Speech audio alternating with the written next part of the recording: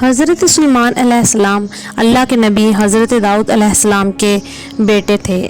آپ بنی اسرائیل سے تعلق رکھتے تھے اور اپنے والد حضرت داؤد علیہ السلام کے بعد حکومت سنبھال کر بنی اسرائیل کے بادشاہ بنے۔ آپ اللہ کے سچے پیغمبر اور انصاف پسند بادشاہ تھے۔ اللہ تعالیٰ نے انہیں ساری کائنات کی بادشاہت عطا فرمائی، اور وہ صرف انسانوں کے ہی نہیں بلکہ تمام مخلوقات کے بادشاہ تھے۔ چرند پرند اور جنات وغیرہ سب ان کے تابع فرمان تھے۔ اللہ تعالیٰ نے حضرت سلیمان علیہ السلام کو جتنا وسیع عریض ملک عطا کیا، ایسا کسی جن و بشر کو نہیں دیا۔ اس کے باوجود حضرت سلیمان علیہ السلام میں ذرہ بر بھی تکبر نہ تھا۔ وہ اپنے اخراجات کے لیے شاہی خزانے سے ایک پیسہ تک نہ لیتے تھے، اور اپنے ہاتھ سے کچھ سلائی کر کر اسے فروخت کر کر گزر اوقات کیا کرتے تھے۔ کھانے کے لیے وہ اپنے ہاتھوں سے جو پیس کر آٹا بناتے اور اس کی روٹی پکا کر کھاتے تھے۔ آپ اکثر روزہ رکھتے تھے اور ہر شام بیت المقدس میں جا کر غریبوں اور روزہ داروں کے ساتھ روزہ افطار کرتے تھے۔ تخت سلیمانی۔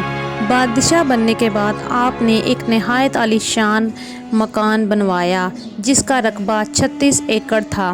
اس مکان کو سونے چاندی کی اینٹوں سے بنایا گیا، جس کی دیواروں اور چھتوں پر ہیرے جواہرات جڑے ہوئے تھے۔ پھر اس مکان کے اندر آپ نے اپنے لیے ایک شاندار تخت بنوایا جس کی لمبائی 3 ایکڑ تھی۔ سارا تخت ہاتھی کے دانت سے بنایا گیا تھا جو لال فیروزہ زمر جیسے پتھروں سے مرصع تھا۔ اس کے چاروں طرف سونے کی اینٹیں لگی ہوئی تھیں۔ تخت کے چاروں کونوں پر ایسے درخت تھے جس کی ڈالیاں سونے کی تھیں، اور ہر ڈال پر ایک طوطی اور مور بنا کر ان کے پیٹ کے اندر مشک بھر دیا گیا تھا۔ ان درختوں کے خوشے انگوروں کی طرح تھے۔ اس تخت کے نیچے دائیں اور بائیں 1000 سونے کی کرسیاں لگائی گئی تھیں جن پر لوگ بیٹھتے تھے۔ ان کے پیچھے جنوں اور انسانوں میں سے غلام کھڑے کر دیے گئے تھے۔ یہ تخت جنات نے بنایا تھا جو آپ کی رعایا تھے۔ جب حضرت سلیمان علیہ السلام تاج شاہی سر پر رکھ کر اس عظیم الشان تخت پر قدم رکھتے تو ان کی ہیبت سے تخت اسی وقت حرکت کرنے لگتا، اور طوطی اور مور بھی اللہ کے حکم سے اپنے پر پھیلا دیتے تھے جن سے مشک وغیرہ کی خوشبو نکلتی تھی۔ اللہ تعالیٰ کے فضل سے حضرت سلیمان علیہ السلام ہر جانور کی بولی اچھی طرح سمجھتے تھے۔ جب آپ تاج شاہی سر پر رکھتے تو تمام پرندے تخت کے اوپر معلق ہو کر آپ کے سر پر سایہ کرتے تھے۔ جس مکان میں تخت سلیمانی تھا اس میں کئی محرابیں تھیں جہاں عابد و زاہد لوگ بیٹھ کر عبادت الہی کیا کرتے تھے۔ حضرت سلیمان علیہ السلام ہمیشہ اللہ تعالیٰ کی ان نعمتوں کا شکر ادا کرتے اور ہر وقت اللہ تعالیٰ سے مناجات کرتے رہتے تھے۔ آپ پورے عجز و انکسار کے ساتھ اللہ کے حضور یہ دعا کرتے تھے: یا الہی، میں درویشوں کے ساتھ بھی شامل ہوں اور بادشاہوں کے ساتھ بھی۔ صرف یہی نہیں بلکہ میں پیغمبروں میں سے بھی ایک پیغمبر ہوں۔ اے میرے اللہ، میرے مالک، میں تیری نعمتوں کا کہاں تک شکر ادا کروں۔ اللہ تعالیٰ نے ہوا کو حضرت سلیمان علیہ السلام کے تابع کر دیا تھا۔ جب آپ اپنے عظیم الشان تخت پر بیٹھ کر تخت کو چلنے کا حکم دیتے تو تخت اتنی تیز رفتاری سے چلتا کہ آپ ہزاروں میل کا فاصلہ چند منٹ میں طے کر آتے۔ آپ صبح کو ایک شہر اور شام کو دوسرے شہر میں ہوتے تھے۔ آپ کے باورچی خانہ کے لیے جنات نے بڑی بڑی پتھر کی دیگیں بنائی ہوئی تھیں جنہیں بادل پانی سے بھر دیتے۔ ان دیگوں میں روزانہ کئی ہزار اونٹ اور کئی ہزار بھیڑ بکریاں پکتے، اور اللہ کے مخلوق صبح سے لے کر شام تک آپ کے لنگر خانہ سے کھاتے پیتے۔ سلیمانی انگوٹھی۔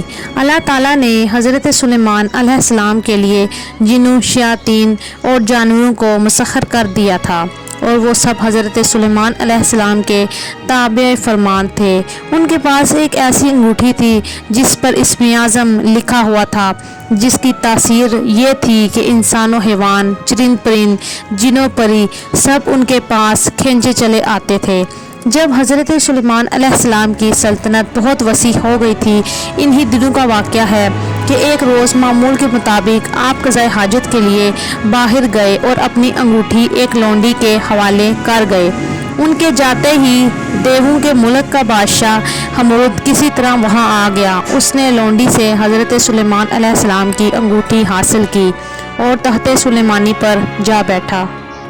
اسی انگوٹھی کے سبب سارا کاروبار سلطنت چل رہا تھا۔ چنانچہ انگوٹھی پاس نہ ہونے کی وجہ سے حضرت سلیمان علیہ السلام سے سب کچھ چھن گیا اور وہ انگوٹھی دوبارہ پانے کے لیے جنگل کی طرف نکل گئے۔ چلتے چلتے وہ ایک روز بنی اسرائیل کے ایک گھر کے دروازے پر پہنچے۔ آپ بہت بھوکے پیاسے تھے۔ آپ نے دروازے پر دستک دی تو اندر سے ایک عورت نے پوچھا، کون ہے؟ حضرت سلیمان علیہ السلام نے جواب دیا، میں ہوں جس کی دعوت کرنا لازمی ہے۔ میرا شوہر گھر سے باہر ہے۔ خاتون نے کہا، اس کی غیر موجودگی میں غیر محرم کی دعوت نہیں کر سکتی، البتہ میرے باغ میں چلے جاؤ، جب میرا شوہر واپس آئے گا تو تمہاری مراد پوری کر دی جائے گی۔ حضرت سلیمان علیہ السلام عورت کا جواب سن کر اس کے باغ میں گئے اور پانی پی کر سو گئے۔ سونے کے دوران باغ میں کہیں ایک ناگ نکلا اور آپ کے قریب بیٹھ کر پہرا دینے لگا۔ اس خاتون کا شوہر باغ میں آیا تو یہ منظر دیکھ کر پریشان ہو گیا۔ اس نے بیوی سے پوچھا، یہ آدمی کون ہے اور یہاں کیوں سو رہا ہے؟ بیوی نے بتایا، یہ مسافر ہے اور آپ کے انتظار میں ٹھہرا ہوا ہے۔ حضرت سلیمان علیہ السلام جب بیدار ہوئے تو ناگ وہاں سے ہٹ گیا۔ عورت کا شوہر آپ سے بے حد متاثر ہوا اور اس نے آپ کو اپنی بیٹی کا رشتہ دینے کی پیشکش کی، جو آپ نے قبول کر لی۔ آپ نے اس شخص کی بیٹی سے شادی کی اور 3 روز وہاں قیام کرنے کے بعد اپنی بیوی کو ساتھ لے کر وہاں سے روانہ ہو گئے۔ ادھر آپ کے تخت پر حمود قابض تھا جو جنات میں سے تھا۔ وہ حضرت سلیمان علیہ السلام کا ہم شکل بن کر تخت پر بیٹھا تھا، مگر جلد ہی اس کی حرکتوں سے لوگوں کو شک ہو گیا کہ وہ حضرت سلیمان علیہ السلام نہیں ہیں۔ چنانچہ انہوں نے اپنا شک دور کرنے کے لیے یہ تدبیر کی کہ حمود کو تورات پڑھ کر سنانے کے لیے کہا جائے۔ حمود تورات نہ پڑھ سکا، جس پر اور لوگوں نے تورات پڑھنا شروع کر دی۔ حمود گھبرا گیا، وہ کلام الہی سن کر وہاں ٹھہر نہ سکا اور فوراً ہی غائب ہو گیا۔ اس نے حضرت سلیمان علیہ السلام کی انگوٹھی دریا میں پھینک دی، جسے ایک مچھلی نگل گئی۔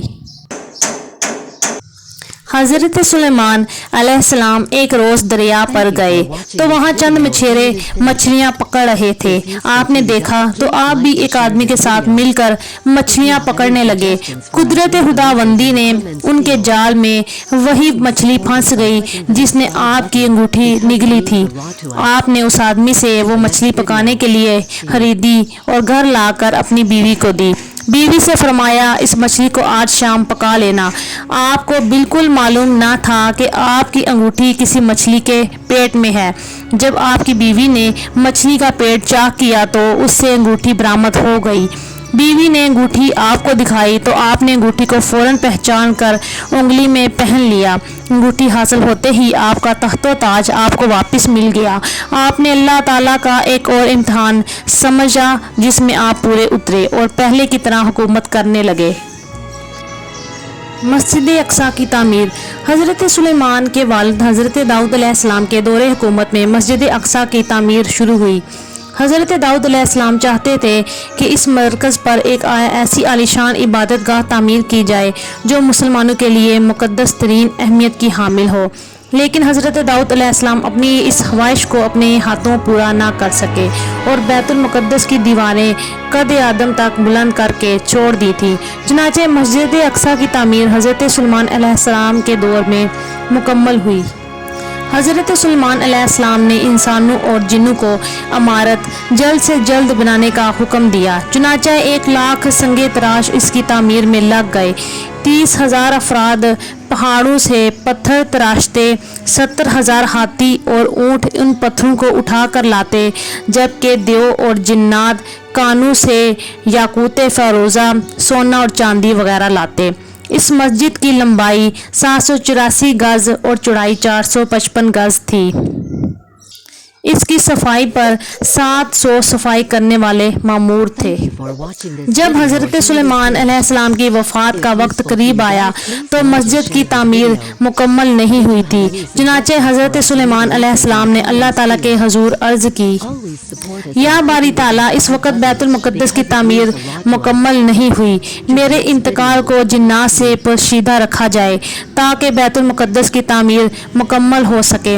आपकी दुआ कबूल हुई। जिन्नात ने शीशे के महल में हज़रत सुलेमान के लिए एक मबद तैयार किया था और आप अक्सर यही इबादत इलाही में मसरूफ़ रहते थे।